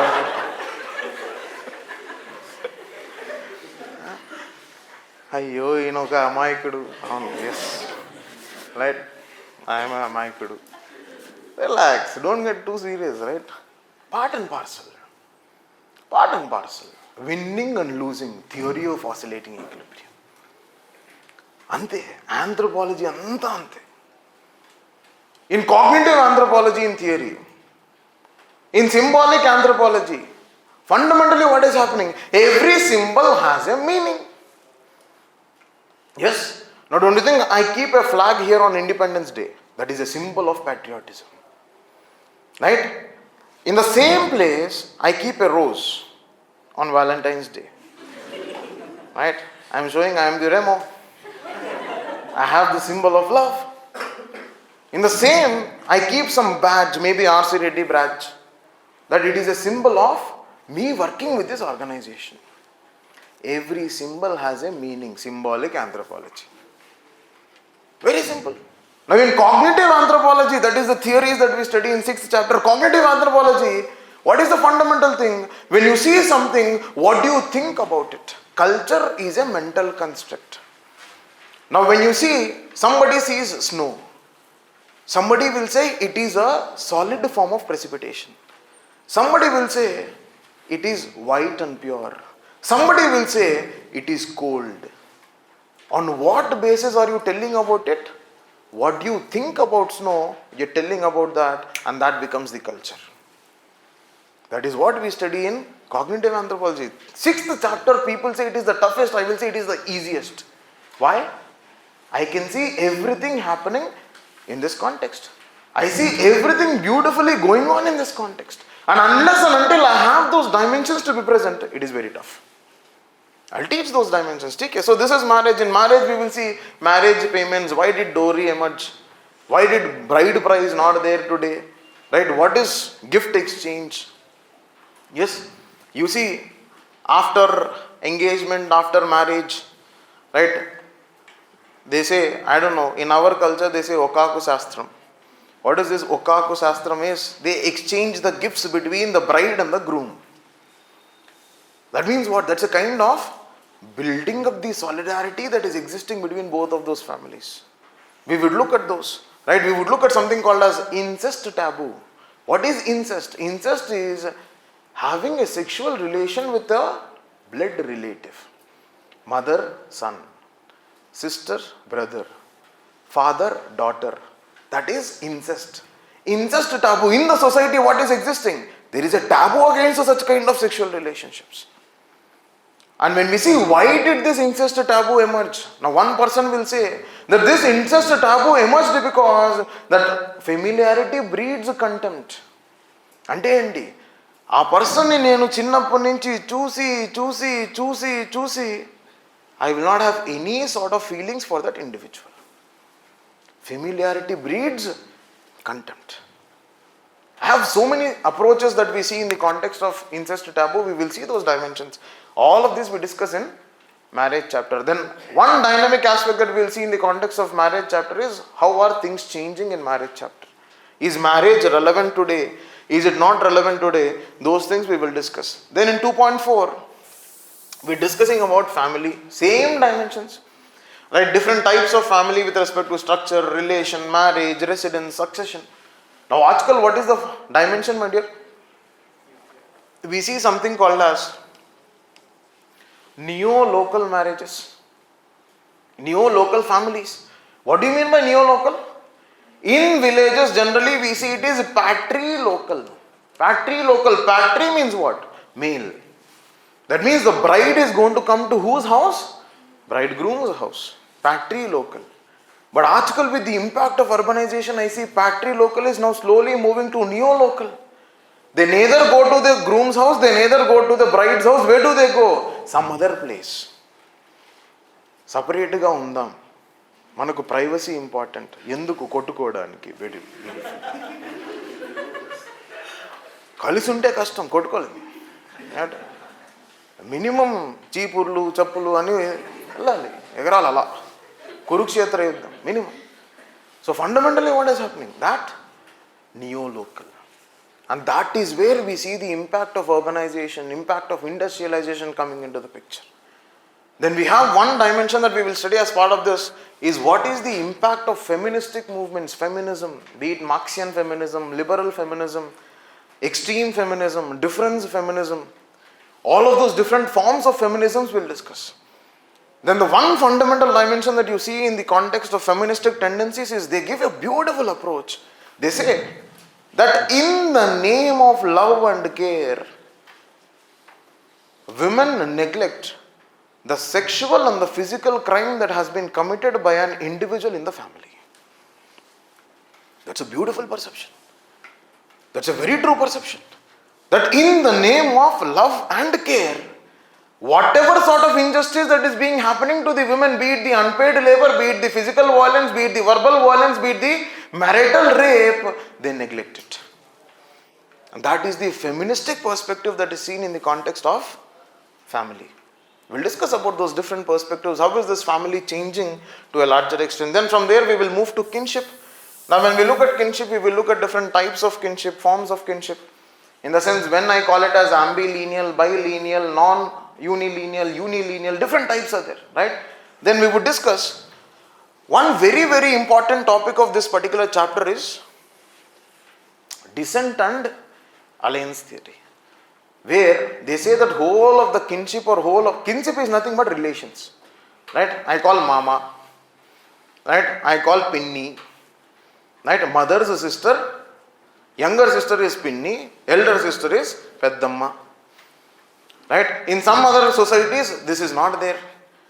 In some other societies even atta and pinni will be called as one name. Now commonly we see what is happening with kinship terminologies. For everybody, aunt, right? Hey aunt, what's up? Right? Yes? Yes or no yes? For everybody, for every male person, uncle. Avuna? Yes. One common defense mechanism will be there from the side of females. Whomever they see, they will call Anna. అన్న అది pass చేయవా? వాడు pass చేయడు, చేయడు, ఎందుకు చేస్తాడు? And immediately that fellow will come up with a counter, అక్క అన్న అనకే please. Defensive mechanism, kinship terminologies. చూసారా? That is the beauty of anthro. That I will start making sense. Why does somebody in study hall call you Anna? Yes, that is kinship. Okay. Adi beauty. Then economic anthropology. In economic anthropology, what all do we see? That what forms of economic systems are existing. The biggest debate that we see, which is very, very important here, is we will study about something called as formalism versus substantivism. When we see about formalism versus substantivism, we will see that in the context of formalism versus substantivism, in formalism means it is talking about formal economy. What do these people say? Everything is dependent upon maximization, profit maximization. Nenu em pani chesina, whatever work I do, it depends on profit maximization. But whereas in the context of substantive, therefore substantive living, whatever economic activity that I do, it is only that I am doing it for my living, just for my subsistence. Substantive. When I look at formal economy, maximization, the debate goes on. We will conclude the debate with the Marxian approach of economic anthropology. Then from there we will slowly move steady about different societies. Fishing society, pastoral society, agricultural society, horticulture society, sweetening society, industrial society. What are the characteristic features of all of these people? Now have you seen that these big politicians and all will be giving away these dhotis, saris, big businessmen will be giving away all of this wealth. Yes, now you see this Ambani's wedding, the wedding card itself was 1 lakh. Wedding card itself was 1 lakh. Naku ochindi okati baundada. Anybody has? No? Right, we'll put it for auction. Ambani's wedding card, please, kuch. అదేం పెళ్ళో కానీ తెలీదు. అప్పుడెప్పుడో మొదలైంది. నేను prelims రాసినప్పుడు మొదలైంది. ఇప్పుడు interview అయిపోయి, రిజల్ట్ అయిపోయి, అన్నీ అయిపోయి మళ్ళా మొన్న అయిందా అది? నాకు అర్థం కాల. Right, I don't know. Who are the people who enjoyed in this wedding? Bollywood people. కదా, అది జరుగుతూనే ఉంది, వీళ్ళు ఎగురుతూనే ఉన్నారు. సరిపోయింది. సరే, yes, what is that? Display of wealth, potlatch system. In some societies we see something called as potlatch system. What do? They throw away their wealth.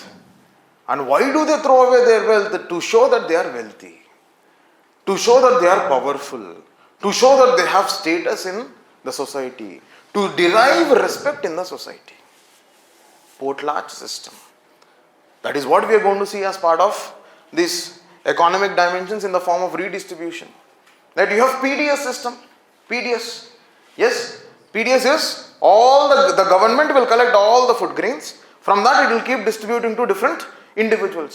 Now that is one particular dimension that we see here with respect to redistribution. It is what is called as centralized redistribution. That means the government is going to collect all of them. From there it is going to push all of them to others. Right? We will discuss about those dimensions in economic system. And one very important dimension that we will discuss, what is the impact of globalization? Last year, in 2023, we had one dynamic question from this section of globalization. Arjun Appadurai's understanding of globalization. Actually, that is a sociological perspective. But for some reason, 2 years back, when I was making my notes on globalization and its impact on indigenous systems, I had a 1-page notes of Arjun Appadurai. I wanted to write that in the answer of this. Last year there was a 20 marker on this. In 2016 I made notes on glutochronology. 2016 glutochronology as part of historic linguistics. This year we have a question. In 2020 there was one question, liminality. Nobody had the notes. Because when I look at my notes is an agglomeration of multiple sources. Multiple sources, all the famous sources in the market. One, right, Amber and Amber, which is a most referred thing for case studies. Research articles from anthropological journals. And you see every year they have 2 volumes of books which are released from the Society of Anthropology with respect to what is the latest update on the subject of anthropology. That. Then MA Anthropology material. We have IGNO MA Anthropology material which is referred. Now it has more than 25 books to be referred. Now our notes is going to be compilation of all of this. That is why, although there was a question on Jane Goodall in 2020, when there was a question on Jane Goodall, 90% of the people did not know whether it was he or she. Jane Goodall was supposed to be one of the famous primatologists. But many people didn't know whether it was he or she. Without knowing, they wrote he, but actually she. You will be caught there by the examiner. You will be caught there. Now the reason why I did not find any surprise element in anthropology as a subject, irrespective of whatever the question was, my notes is very comprehensive. Glutochronology, liminality, rites de passage, communitas, experimental and experiential ethnography. That was out of blue. That was out of blue, definitely. So that means what you have to fundamentally understand, we have a comprehensive notes from multiple sources. That is why when you ask me, sir, what is the source for anthropology, I cannot tell you. Why? You will have to sit down and refer to all of these dimensions. But will you have to sit down and refer? You will have to refer only one source. What is that source? My notes. ఇంకా అది చదివిన తర్వాత ఇంకా ఓపిక, ఇంకా బుర్రలో space. If you have some space in your mind and if you have some energy, then I will tell you what sources to be referred. But otherwise, it is not required. All the hard work, let me do. I have done it for last 6 years. The only thing that I will have to do now is add the latest updates from those 2 volumes which are released by Anthropological Survey. We have ASI, Anthropological Survey of India. We have ANSI, ANSI. ASI is Archaeological Survey of India. ANSI is Anthropological Survey of India. That releases 2 updates. So I will have to update that as and when we keep progressing. I will keep updating that along with my notes. Is it clear, right? You don't need to put any extra efforts, right? And one more thing that I missed here when I was talking about how are we going to approach a topic is after every topic, we are going to have a test. After every topic, we are going to have a test. Topic here means unit. Remember that. Religion is chapter 5. Now after that, when I am going to write a test, you are going to have it being evaluated by me. Nene evaluation chestan. Right? Because at the end of the day, you need the advice. You need certain changes here and there. And we will keep discussing about some tricks in writing an answer of anthropology. Because 90% of the people, what blunder they do is they bring in the thinker somewhere without any organic incorporation. So in that context, what happens? The examiner will understand this fellow forcefully brought in thinker and he didn't know how to bring in the thinker. But when we are doing our business, I would definitely ensure that we have this organic incorporation of case study and thinkers and field work.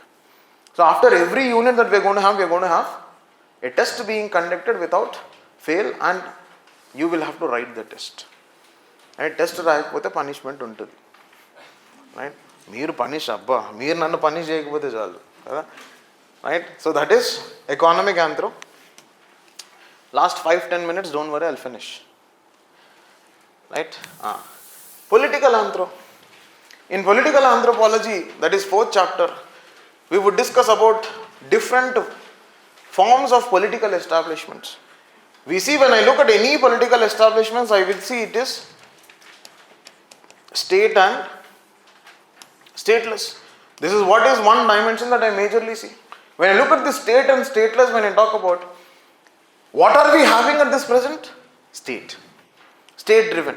Now when I look at stateless, again under stateless I see that there are this stateless or headless. Under state I see band and tribe. What is a band? Once upon a time in the foraging society, people used to go for hunting in groups. And when they used to go in groups, what used to happen is suddenly there was some crisis and one fellow used to show the leadership qualities.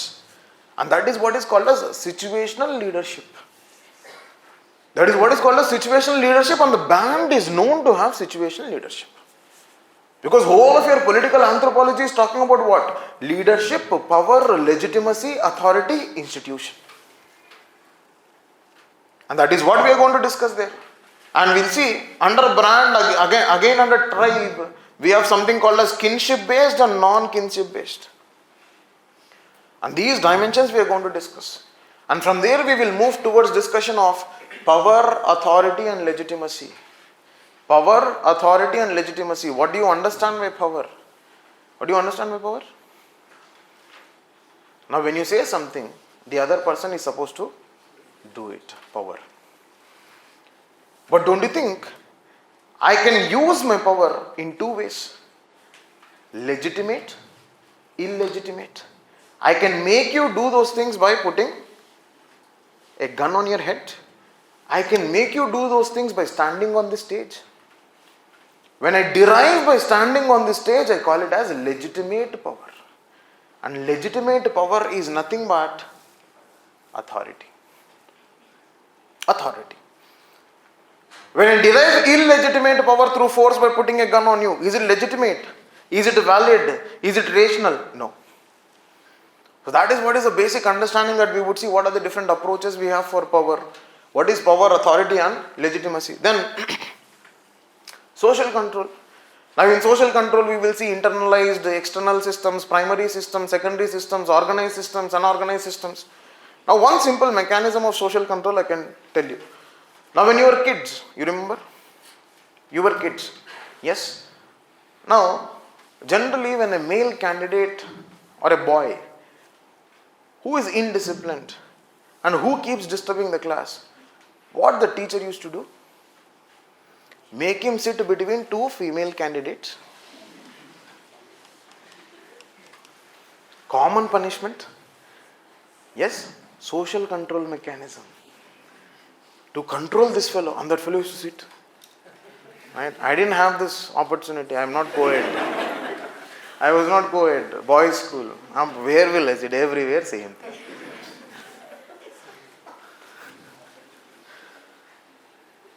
Right? So what is happening? Social control. That fellow, atu kadaldu, itu kadaldu.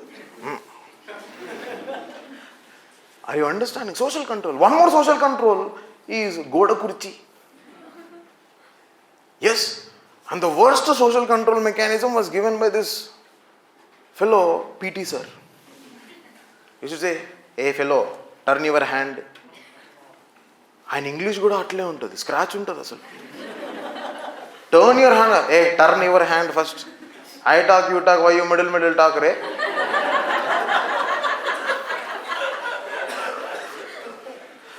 That used to go on. And what he used to do, he used to hit you with sticks on your knuckles. Fuddu fellow. Social control mechanism. Are you understanding? And when you get first rank, teachers used to make the people clap for you. Positive social control mechanism. Incentivization of merit. When you get first rank in assembly, they used to call you and give you the badge. First in class. I used to have that always. I was first in class. From first class till 10th class. That was there. But no use. This was not there. What to do?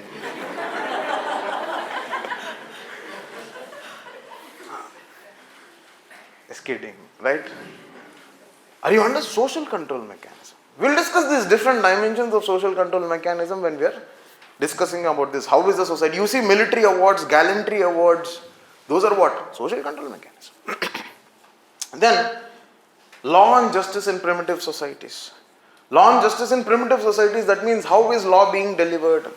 Sometimes we see an opinion becomes a law. Sometimes the panchayat frames a law. Sometimes the religion frames a law. So we see different systems of legal systems or law existing in the primitive society.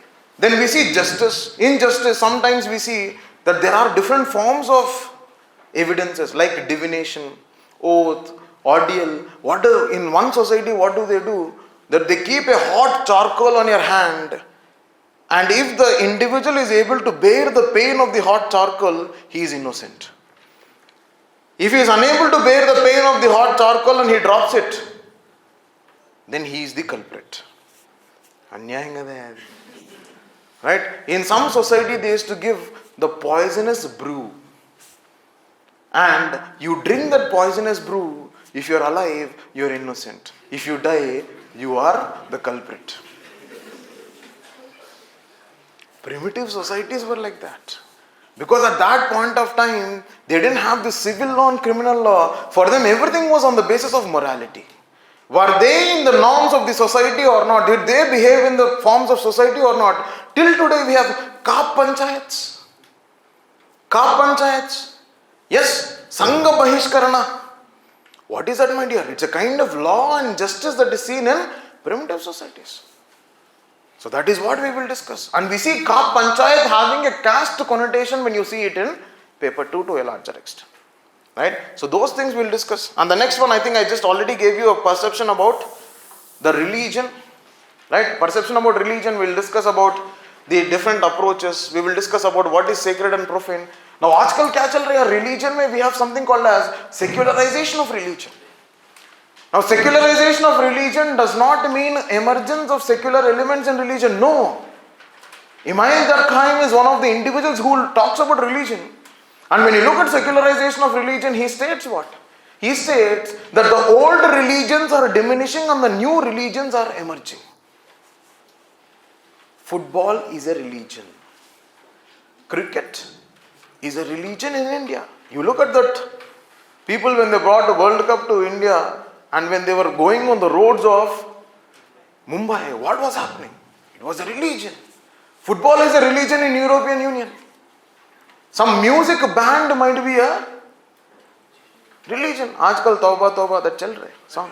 Hook step of Vicky Kaushal. Right? Religion ho sakta hai. Are you understanding? Are you understanding? That means what is the secularization of religion? Old religions diminishing, but the new religion emerging. The theory of neo-tribe. I will discuss about that dimension. Yes or no? Yes. Social media, Instagram, new religion.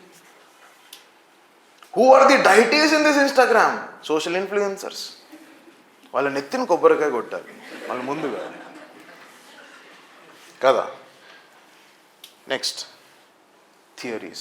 This is the heart and soul of anthropology. We are going to start our syllabus with theories of anthropology. I don't want to bluff you. Right? Other people, what do? They will start with other chapters which are easy. No. The beauty of this is I will make anthropological theories easy. Theory of oscillating equilibrium. People will break their heads to understand. Did you understand oscillating equilibrium? Between two things it is oscillating and it will reach a position of equilibrium. Like that we will look at different dimensions. Maybe cultural, maybe symbolic, maybe interpretative, maybe cultural materialism. Now you see these fellows, the postmodernism. These people are radical fellows. What these people used to do, they say that all this is bogus. Adanta waste. Idanta enti? Maya. That is what is their philosophy. Postmodernism is all about the deconstruction theory. They say science is bogus. And truth is not objective. It is subjective. Neeku truth ayindi, naaku truth kaadu. Ippudu em antavu? Is what is their attitude. And these people are very, very critical about this. And we would look at that deconstruction theory. We look at Foucault's theories of postmodernism and language. I think we already made an enough discussion on language. Now, whole of these chapters will depend upon research methods. Means, how anthropologists, how field workers are going to the field and understanding what is going on in the society. Now, if I am a field worker, if I am an anthropologist, I will go to Ashok Nagar and understand what is going on in Ashok Nagar. Nonsense it is, I know. Right? What is my field work? What is my field observations in Ashok Nagar? People are non-serious. People are not studying. People are not committed. How will I know this? When I become part and parcel of them. That is what is a participant observation. That is what is field work in anthropology. The biggest part of field work in anthropology is I will have to build the rapport with the public whom I am observing. Now when I don't build the rapport and when I am an outsider to the system, will somebody from the system talk about some things in the system? They won't. Now when I don't behave like one among the students in Ashok Nagar, when I don't go for a tea with them, when I am there from outside, will I be able to observe what are the dynamics of Ashok Nagar? Impossible. We will look at what are the conditions, what are the prerequisites, what are the conclaves, requirements of building up a efficient and effective field work. We will look at those. And that is what is this chapter about. With that we will finish socio-cultural, then we will enter into a beautiful part, physical anthropology. Now in physical anthropology, the basics, you remember in 1.4, in 1.7 we had some basics of genetics, gene, chromosome. All of those we will start applying here. We will start applying in 9.1, 9.2, 9.3. What will we do in 9.1, 9.2, 9.3 is application of all of those. And it shows that for an individual to grow, for an individual to inherit, And for an individual to see what changes are happening, it is not only the gene which is important, but it is also the environment which is important in which that individual is growing. Now you see two twins, you see the twins, two individuals, will they behave in the same manner? They won't. Is their genetic composition same? Yes. But why are they not behaving in the same manner? The environment dimension is changing. That is what we study as part of twin studies, co-twin studies, foster child mechanism.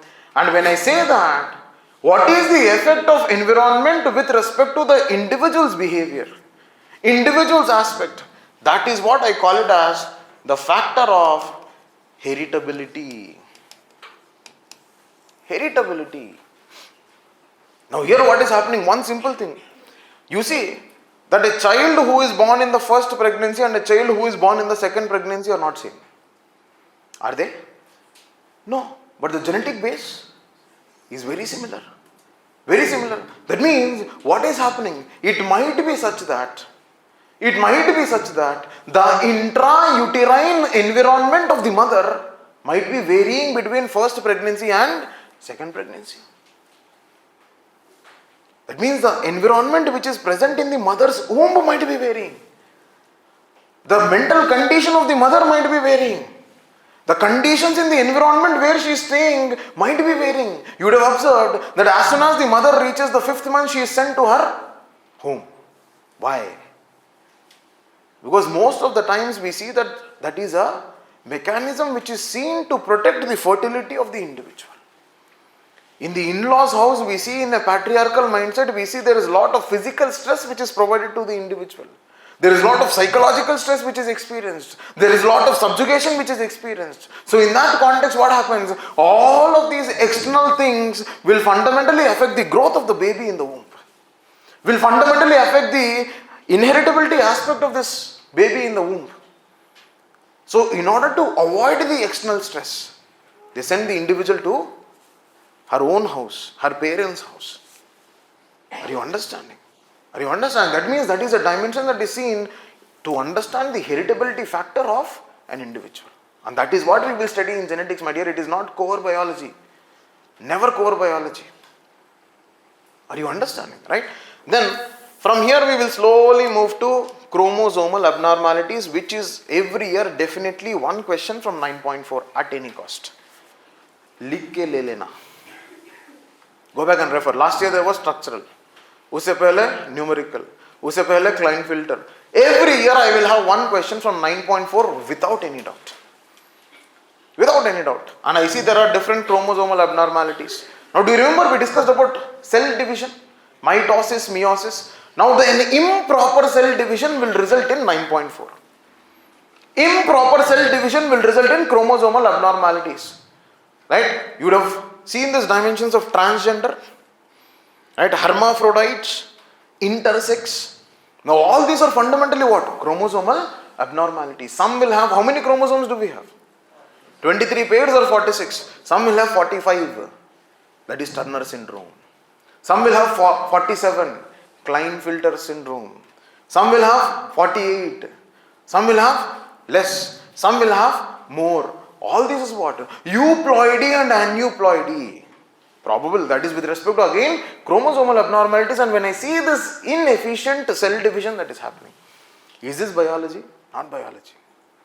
What is its effect? That is what we are observing here.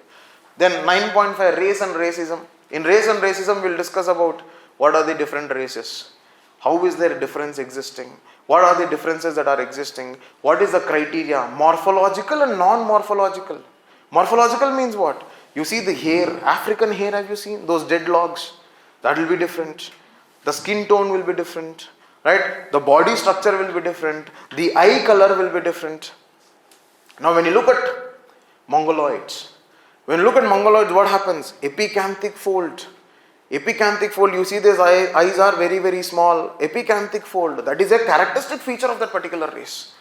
We will discuss about those dimensions. We will discuss, is race a biological concept or social concept? Why? Because apartheid aap log suna hai. Blacks versus whites. Right? Black life matter was a movement which was happening recently. Now in that context, what fundamentally happens? Is race a biological concept or social construct? That we will have to see. That's a one very, very important question that is seen. And 9.6 is all about what? Blood markers. Right? You would have heard about different blood groups. A, B, O, A positive, B negative. Yes or no? Now, what are those different genetic markers which are existing? When I want to donate my organ, can I simply donate, keep my kidney? Teesko, but can I? No. Why? Because there is an immunity system which is going to act against it. So how to reduce that immunosuppressants? And in that context, I will talk about HLA typing systems. Those basic things. And this application of 9.6 is definitely directly seen in chapter 12, forensic anthropology. In forensic, we will see that. 9.7 is again one definite question every year. Either it is hot, either it is cold, either it is high altitude. That means, how is the physiology changing? How is the culture changing? How is the genetic dimension changing with respect to this? Right now, when you look at the hemoglobin levels of an individual who is living in the hills, their hemoglobin will be 22 to 24. What is our hemoglobin? 14 to 16. Now, why is there hemoglobin more? Because hemoglobin will enable you to transmit oxygen. Their oxygen is less. When oxygen is less, I need more hemoglobin to bind the oxygen. Beautiful chapter. One of my favorites in anthropology is 9.7 because I can see things happening in front of my eyes. Right? Then in 9.8, epidemiological anthropology, we will discuss about nutrition. We will not discuss about vitamin A, vitamin B. No. Basic, broader dimensions of nutrition, anthropological perspective of nutrition. How nutrition will result in the growth of an individual. How nutrition will help you to understand what is required in a particular society. How nutrition is helpful with respect to your policy making. And in that context, we will discuss about epidemiological transition means what? How did the disease profile change? Once upon a time, physical injuries used to be common. Why? Hunting societies. Now, from there, slowly what started happening? Agricultural societies, when they were sedimentary, when they were living in the regions of the agricultural crops, multiple parasites developed. And infectious diseases were common. Now, what are we having?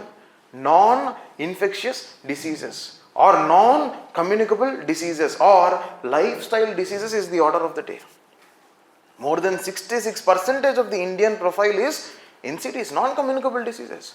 Diabetes, heart stroke, pulmonary disorders, genetic disorders. All these are what? Non-communicable diseases which are existing. We'll discuss about those. Concepts of growth and development. Right? In that, you would see, suddenly when you were kids, especially just little after puberty and somewhere around, the fat content in the body increases. And after you stabilize the properties of puberty, after you stabilize the properties of that maturity, what do? Slowly the content comes to a normalcy. Why? That is what is considered to be adult growth spurt, AGS. When I look at the graph of the growth of an individual, I would see that the graph of the growth of an individual will be something like this. This sudden spurt is what is called as adolescent growth spurt, AGS. We will understand how does an individual develop, how does an individual grow, what is happening at the fetal stage, what is happening after the individual is born, when is the brain developing, when are the genitalia developing, when are the gonads developing, when is the limbs developing, when is the height developing, when is the weight developing of an individual. All of those things we will study in the process of growth and development. What are the factors that are affecting for the growth of the individual? Is it environment, is it nutrition, is it genetics, is it stress, is it physical aspect? Those dimensions. And from there we will slowly move to the fag end of anthropology, that is the relevance of menarche, menopause, the bio events, right? Fertility, fecundity, right? We talk about fertility and fecundity. Fecundity is what? Fecundity is the capacity, the maximum capacity of an individual to bear a child. Fertility is the actual capacity or the realized capacity. Yes? Now we see from the age of menarche to menopause, on an average, a female candidate is seen to be attaining the menarche at 14 years. And menopause goes on till 45 years. That means around 30 years. Once upon a time, we used to see the age of menarche used to be 16. Then it reduced to 14. Now it has reduced to around 12.4 years in India. Why is this happening? One biggest factor of this is increase in the protein consumption. Milk, meat, cheese, butter. Because of the increase in the protein consumption, what is happening is the age of menarche. That means the female candidates are attaining the puberty at a very early age at the present days. And that is purely because of the consumption of these dimensions. One might be the consumption pattern, one might be the lifestyle, one might be the thought process, one might be the family. Different dimensions are going to affect your fertility and fecundity. Those dimensions we are going to study. And we will study about demographic theories. Why are we having so much of population that is existing? Right? We will study about social theories, biological theories, cultural theories, economic theories. Now you see in urban centers we will have only one kit mostly. Why? Because expenses. Easterlin's theory we will study. Right? Thomas Doubleday's theory we will study. So in that context we will study number of theories what are impacting that population. You will use these theories in second chapter of paper 2. Second chapter of paper 2 is what? Indian population. You will use it there. Right? Then influencing fertility, fecundity, natality, mortality, and then comes application of anthropology. All this that we discussed, we will see in this chapter. Interesting? Not interesting? Definitely interesting. Because everything around me is making sense now. This is what we are going to discuss as part of paper 1. Right? So, the structure of the course is going to be, I told you, the topic wise that we are going to deal, and concept, components, fieldwork, dynamics, and after every topic we are having a test, and a handout will be given with respect to the PYQs of that particular chapter. When I have that compilation, automatically what is happening, trust me my dear, because all of you are attempting in 25. Yes? Now when all of you are attempting in 25, my business and my ambition is between July to November, we will consolidate our optional such that even after prelims, when I pick my optional notes, I need not worry. That is our target. Because I will have to focus more on prelims from December onwards, because first attempt most of you. Now in that context, when I am going to focus on prelims from December onwards, even though I pick up my notes on May 26th after giving my prelims on May 25th, I should not worry, that is my target.